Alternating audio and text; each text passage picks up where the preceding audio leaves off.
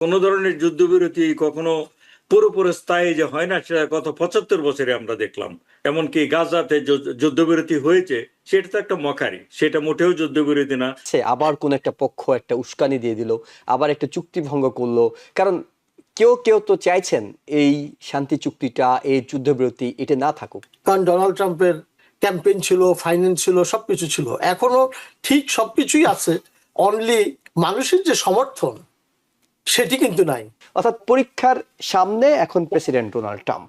এই স্টেটগুলো Oklahoma, Alabama, আমরা তো এর আগেও যুদ্ধবিরতি দেখেছি। অর্থাৎ যখন 8ই এপ্রিল হলো যুদ্ধবিরতি, তারপরে তো আমরা দেখলাম যে যুদ্ধবিরতি নামে আছে, এক দেশ আরেক দেশে হামলা চালাচ্ছে, এমনকি সরাসরি আমেরিকা ইরানও পরস্পরের সম্পদে আঘাত এনেছে এই যুদ্ধবিরতির মধ্যে। এবং যুদ্ধবিরতি হওয়ার পরও আমরা দেখলাম হরমুজ খুললো না। অর্থাৎ আগের যুদ্ধবিরতির সময়টা থেকে শিক্ষা নিয়ে সামনের দিনগুলোতে এমন কোনো আশঙ্কা কি আছে আবার কোন একটা পক্ষ একটা উস্কানি দিয়ে দিল, আবার একটা চুক্তি ভঙ্গ করলো? কারণ কেউ কেউ তো চাইছেন এই শান্তি চুক্তিটা, এই যুদ্ধবিরতি এটা না থাকুক। এমন আশঙ্কা কি আপনি করছেন? সেটা আমি অবশ্যই করছি। এবং মধ্যপ্রাচ্যের কোনো ধরনের যুদ্ধবিরতি কখনো পুরোপুরি স্থায়ী যে হয় না, সেটা গত 75 বছরে আমরা দেখলাম। এমনকি গাজাতে যুদ্ধবিরতি হয়েছে, সেটা তো একটা মকারি, সেটা মোটেও যুদ্ধবিরতি না। সেখানে প্রতিদিন লোক মারা হচ্ছে। তারপর লেবাননের সাথে কিন্তু ইসরায়েলের যুদ্ধবিরতি হয়েছিল, তারপরেও সেই যুদ্ধবিরতি একদম টেকসই হয়নি। এমনকি যে প্রস্তাবিত যুদ্ধবিরতির দিকে আমরা এগিয়ে যাচ্ছি শুক্রবারে, সেখানেও নেতানিয়াহু ব্যাপারটাতে পুরোপুরি এখনো হ্যাপি না। এমনকি তিনি শুক্রবারেই ডোনাল্ড ট্রাম্পের সাথে একটা যাতে মিটিং করতে পারে জরুরি ভিত্তিতে, সেটা তিনি রিকোয়েস্ট করেছেন। প্লাস হচ্ছে ইসরায়েলের যে অন্যান্য পক্ষ রয়েছে, যেমন হচ্ছে ইতামার বেন গাভির, এই জাতীয় যারা হচ্ছে খুব কট্টরপন্থী, তারা কিন্তু অলরেডি বলে দিয়েছে, এমন কথাও বলেছে যে আমরা আসলে আমেরিকার কোনো সাবসিডিয়ারি কোনো শক্তি না, আমরা তাদের কমপ্লিমেন্টারি কোনো শক্তি না, আমরা তাদের কথা মেনে নিতে বাধ্য না। এমনকি আমরা আমাদের স্বার্থটাই দেখব। আমাদের দেশে যদি আক্রমণ আসে ইয়ে থেকে, লেবানন থেকে বা অন্য যে কোনো জায়গা থেকে, আমরা এটা প্রতিহত করব। এখন আক্রমণ যদি আসে, সেটা লেজিটিমেট ওয়েতে আসতে পারে, আবার পাতানো ভাবেও আসতে পারে। সুতরাং এটা যে আসলে কি হবে সেটা বলা আসলেই মুশকিল। কারণ আমরা এবারের যুদ্ধ দেখলাম, আমরা জানি গণমাধ্যমের খবরের মাধ্যমে যে এমনকি ইউএই, কুয়েত এবং সৌদি আরবিয়াতে আরামকোতে যেসব আক্রমণ হয়েছে, এটা বলা হয় ইরানের পক্ষ থেকে, কিন্তু পরবর্তীতে অনেকগুলোই প্রকাশিত হয়েছে সেগুলি আসলে এক ধরনের ফলস ফেক ছিল। এগুলি আসলে ইসরায়েলের পক্ষ থেকে অনেকগুলো আক্রমণ করে তাদেরকে উত্তক্ত রাখা হচ্ছিল। তো এখন ইসরায়েল, আমি প্রথমেই বলে নিছি আমার ওপেনিং স্টেটমেন্টে, আমার দৃষ্টি তারা একটা বিশাল স্পয়লার। এই স্পয়লার তারা কতটা এই ডোনাল্ড ট্রাম্প কিংবা আমেরিকার কথা না মেনে তারা চলতে পারবে, এটা আমাদের দেখার বিষয় রয়ে গেছে। প্লাস ডোনাল্ড ট্রাম্প নিজেও কতটা মিন করে যে ইসরায়েলকে আমাদের থামাতেই হবে। যদি সত্যি সত্যি আমেরিকা মিন করে, যে মুখে না আর কি, থামাতেই হবে, তাহলে ইসরায়েলকে থামিয়ে দেওয়া যাবে, এ ব্যাপার আমার নিয়ম কোনো সন্দেহ নেই।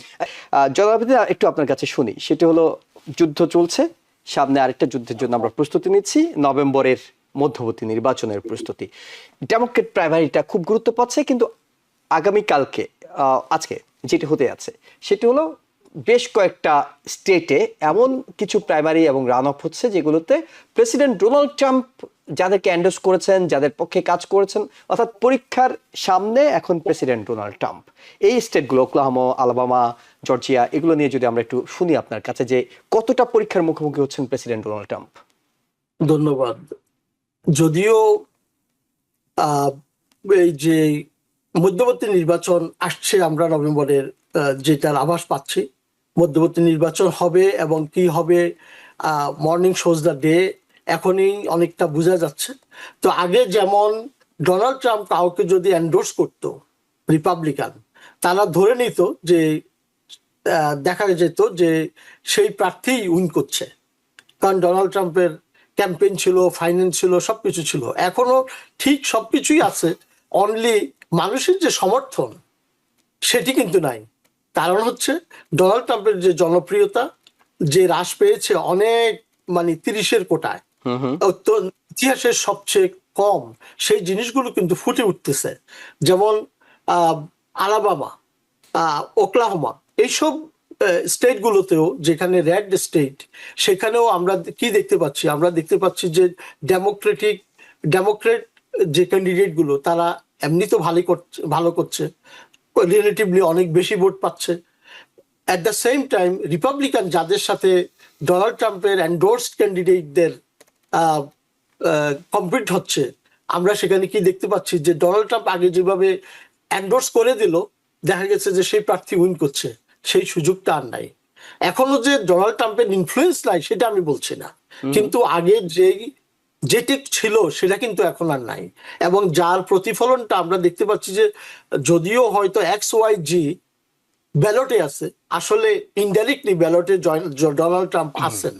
এবং নভেম্বরে যে ব্যালটটা হবে রিপাবলিকান দলের ভার্সেস ডেমোক্রেট, তখন তো নির্বাচন হবে, সেখানে কিন্তু ডোনাল্ড ট্রাম্পের উপস্থিতিটা সেখানে থাকবে।